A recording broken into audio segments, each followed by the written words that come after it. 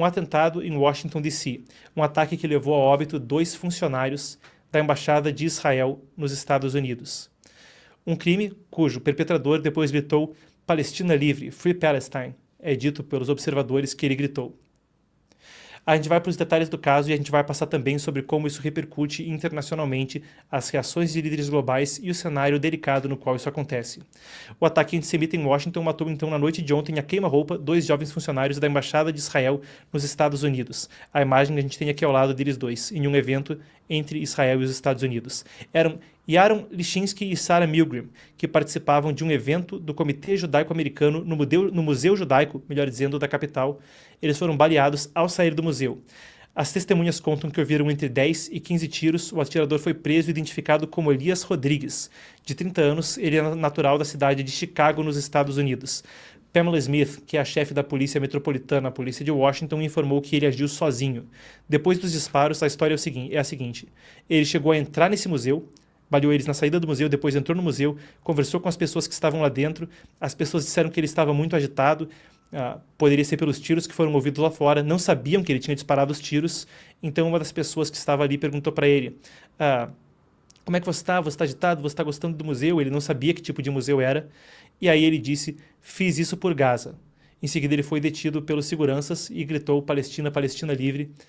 Ou melhor, libertem, libertem a Palestina, Free Palestine, uma música cantada em protestos pró-Palestina nos Estados Unidos. Nós temos aqui o vídeo do momento da prisão, vamos conferir. Aí está. Então ele sendo detido na saída do museu, filmado por transeuntes ali, Elias Rodrigues. A polícia leva ele conforme o caso ocorria. O FBI investiga o caso como um crime de ódio e um possível ato terrorista.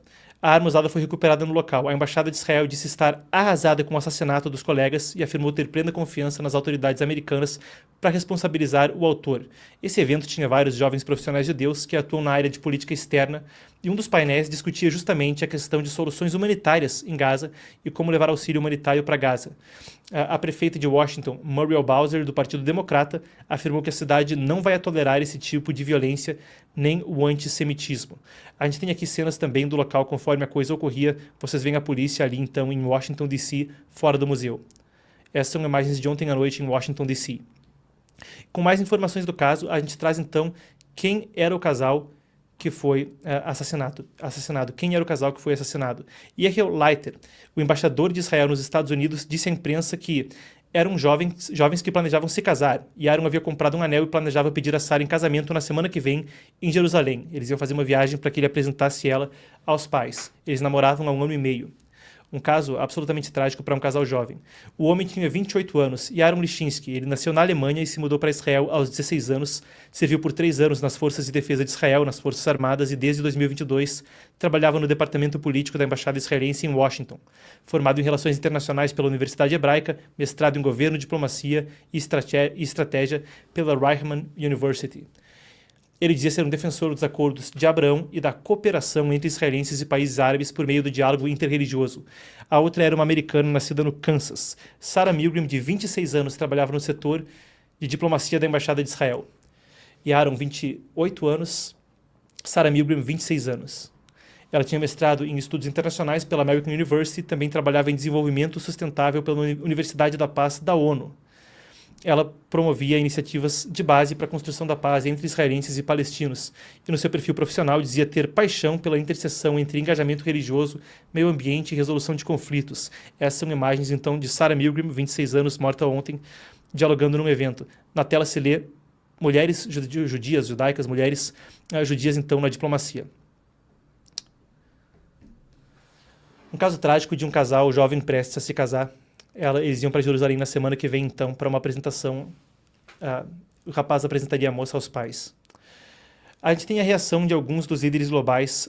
A gente começa mesmo pelo que veio de Israel. A gente tem as imagens a seguir na tela, eu traduzo para vocês a reação do próprio embaixador de Israel nos Estados Unidos. Vamos lá, temos ele? Two young representatives of the state of Israel Representantes do Estado de Israel foram assassinados há poucas horas atrás em um ataque terrorista horrível em Washington. Meus pêsames vão às suas famílias e ao staff da Embaixada Israelense em Washington, D.C. Ele falou primeiro em hebraico e depois em inglês. Esse é o resultado direto de incitação tóxica antissemita contra israelenses e judeus pelo mundo todo que tem ocorrido desde o massacre de 7 de outubro. Recentemente, nós testemunhamos uma onda sem precedentes de ataques e tentativas de ataques contra missões israelenses no mundo todo, com uma ênfase na Europa. Muito bem, nós ouvimos então o embaixador de Israel nos Estados Unidos comentando o ataque e falando da questão do crescimento do antissemitismo. Netanyahu, o premier israelense, também mandou aumentar a segurança das missões diplomáticas de Israel ao redor do mundo. O ministro das Relações Exteriores de Israel, Gideon Saar, responsabilizou uma crescente retórica antissemita e anti-Israel, inclusive por parte de líderes mundiais. Essa é a posição israelense. A gente tenta entender isso à luz de um contexto um pouco mais amplo que também permeia essa situação. É uma questão de líderes mundiais e Israel cita inclusive líderes europeus. Nessa semana, isso acontece em meio à revisão de acordos diplomáticos da União Europeia com Israel e a um comunicado de ações concretas sendo prometidas quanto à questão do auxílio humanitário em Gaza por líderes europeus e do Canadá. Então, França, Reino Unido, a gente tem aqui as imagens, a gente resgata então o seguinte: líderes de França, Reino Unido e Canadá fizeram no dia 20, na terça-feira, uma declaração conjunta pedindo uma mudança quanto à estrutura que Israel adotava em Gaza e vem também num cenário delicado no qual a Kaja Kallas, isso é uma imagem que vem do release de imprensa, Kaja Kallas, então, que lidera a diplomacia da União Europeia, pedia também uma revisão do artigo 2 do acordo entre Israel e a União Europeia. Esse é o artigo que regula o comércio entre os dois países e a União Europeia, a Europa como um todo, é o principal parceiro comercial de Israel, equivale a cerca de 31%, cerca de um terço, das relações exteriores, melhor dizendo, do comércio exterior de Israel. Então, esse foi o cenário. A mesma Kaja Kallas disse hoje, no seu perfil no X, o seguinte: chocada com o ataque a tiros contra 2 funcionários da Embaixada de Israel em Washington. O chanceler britânico David Lammy também falou a respeito de Israel no parlamento na segunda-feira, anunciou um rompimento comercial com o país, então usou a rede social hoje para condenar o ataque. Lammy se disse horrorizado. E o presidente da França, Emmanuel Macron, disse ter enviado pensamentos às famílias das vítimas e ao presidente de Israel, Isaac Herzog. No Brasil, Itamaraty também divulgou uma nota à imprensa. Creio que nós temos, então, ao lado, justamente aí está, então, a nota do Itamaraty. Afirmou que o governo brasileiro repudia com veemência o assassinato dos 2 jovens. Num sinal de luto, a bandeira de Israel foi hasteada a meio mastro em embaixadas e instituições judaicas ao redor do mundo. Então, a bandeira hasteada a meio mastro em instituições judaicas ao redor do mundo. À luz disso, e à luz dessas críticas, eu pedi também que a nossa apuração trouxesse alguns dos dados que a gente tem vindo de pesquisa a respeito de antissemitismo para tentar municiar o público, para substanciar, à luz desse atentado, isso como, bem, é um evento isolado, é uma tendência mais ampla. A nossa apuração traz alguns dados, você pode, claro, decidir por si próprio, formar a própria opinião. Aqui o nosso trabalho é te manter municiado com a informação. A gente traz dados que vêm da ADL, é a sigla em inglês para Liga Antidifamação, é uma das principais organizações que monitora também questão de antissemitismo no mundo e de ataques contra judeus mundialmente. ADL, a Liga Antidifamação. A imagem que vocês veem aqui ao lado é uma capa de um PDF divulgado recentemente. Isso é do J7, que é um grupo de organizações, então, que lida com a questão também de rastreio de antissemitismo. Eles compilam essas informações e também monitoram isso em uma série de países. Muito bem, J7, a questão do relatório anual quanto ao antissemitismo. A gente traz as informações que vêm, então, pela ADL nesse relatório. Vamos lá. O documento foi apresentado no início do mês, então é um documento recente, então. Isso é às vésperas do aniversário de 80 anos do Dia da Vitória na Europa, que marcou o fim da Segunda Guerra Mundial, então também um relatório apresentado numa data simbólica. O que diz o levantamento? Vamos aos dados. Aponta um crescimento expressivo de ataques e ameaças contra judeus em 7 países com as maiores populações judaicas fora de Israel. Os países são os seguintes: Estados Unidos, Reino Unido, França, Alemanha, Canadá, Argentina e Austrália. Entre 2021 e 2023, o número de incidentes aumentou em 227% nos Estados Unidos, então mais que triplicou.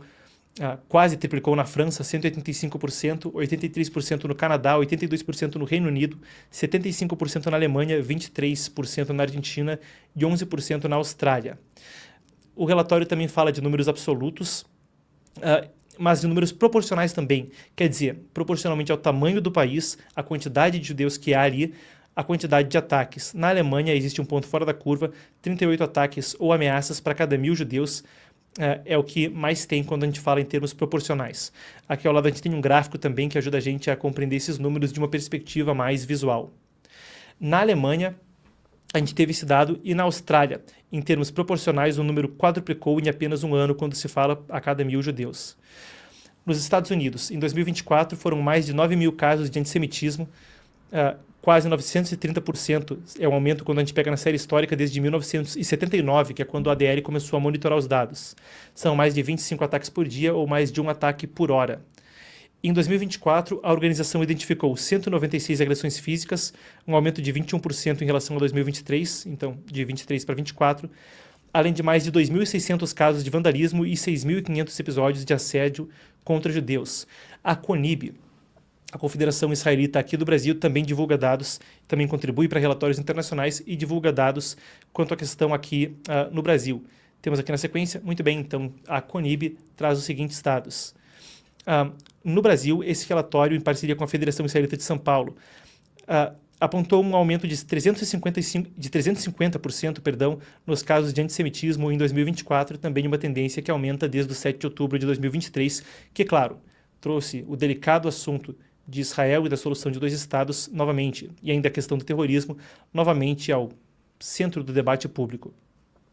Muito bem, a gente pontuou isso da perspectiva da repercussão que houve, das manifestações de condolências de líderes e do que acontecia na Europa em termos de acordos, da resposta da diplomacia israelense logo antes disso acontecer, e entendeu quem era esse casal e o que aconteceu na noite de ontem em Washington, D.C.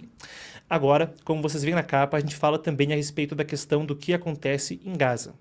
A gente vai abordar isso porque o premier Benjamin Netanyahu fez uma coletiva de imprensa ontem, e é uma coisa rara para Netanyahu nos moldes em que aconteceu, de receber a imprensa, responder perguntas dessa forma. Algumas pessoas disseram mesmo que é a primeira vez em anos que acontece em tão grande escala uma coletiva do premier, e o que ele falou tem repercutido pelo mundo.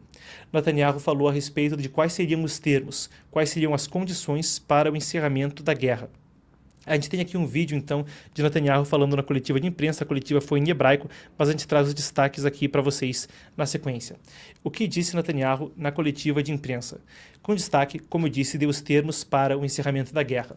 Ele disse que a guerra contra o Hamas só se encerra se todos os reféns forem libertados, se o grupo terrorista Hamas deixar o poder e se for adotado o plano de Trump, que prevê a remoção da população de Gaza.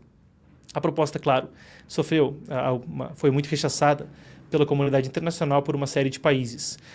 Eu lembro que eu até estava fazendo a tradução simultânea, a gente conferiu aqui ao vivo, foi a primeira viagem de Netanyahu aos Estados Unidos nesse novo mandato de Trump, ele já chegou a fazer outra depois disso, e foi também o primeiro líder estrangeiro a visitar a Casa Branca nesse novo mandato de Donald Trump. E quando a gente estava fazendo a tradução simultânea, quando a gente estava fazendo a cobertura especial daquele evento, eu até lembro de ter pensado, será que eu estou traduzindo corretamente? Porque, para quem apoia, para quem não apoia, cada um tem direito à sua opinião, mas uma coisa que é absolutamente atípica, e mesmo Netanyahu falou que é revolucionária e ousada e que pensava fora da caixa. Trump basicamente falava sobre a possibilidade de remover a população palestina de Gaza, possivelmente com saídas voluntárias, mas falando de forma onde isso não estava necessariamente claro, e fazer o que ele disse que era a real job with it, fazer um verdadeiro trabalho com isso, reconstruir Gaza e tornar ela, guardadas as devidas proporções. Ele usou as palavras na Riviera do Oriente Médio, em alguma espécie de... Ele até falou que era uma ótima propriedade à frente do mar, etc. Netanyahu disse apoiar o plano em princípio, mas agora então dá as condições de que isso de fato ocorra, de que o plano de Donald Trump, que prevê uma reorganização populacional em Gaza, e a reconstrução da faixa com possivelmente presença americana ou liderança americana, comando americano, as palavras usadas foram vagas, mas ele basicamente disse que os Estados Unidos assumiriam Gaza. É uma tradução mais ou menos precisa do que ele falou. Muito bem, Netanyahu então falou a respeito dessas condições. Ele disse que Israel criará uma zona estéril fora de Gaza para onde os civis seriam transferidos e lá receberiam ajuda humanitária em segurança. Ele também confirmou que após quase 3 meses de bloqueio, Israel permitirá a entrada limitada de suprimento, acusando o Hamas de saquear e revender parte da ajuda humanitária que entra. Recapitulando, isso vem em meio à ofensiva Carruagens de Gideão, que Netanyahu realiza em Gaza, que Israel realiza em Gaza atualmente. A retórica é uma de que Israel deve ter controle total de Gaza, uma desmilitarização completa do território e que então, com a zona assegurada, o território assegurado, o auxílio humanitário poderá entrar. Entretanto, Netanyahu tem sofrido muito desgaste político, tanto dentro do país quanto fora do país, pelo bloqueio da entrada de auxílio humanitário. Hoje a gente tem mais informações também a respeito do assunto. Houve uma atualização das Nações Unidas a respeito dos suprimentos entrando em Gaza.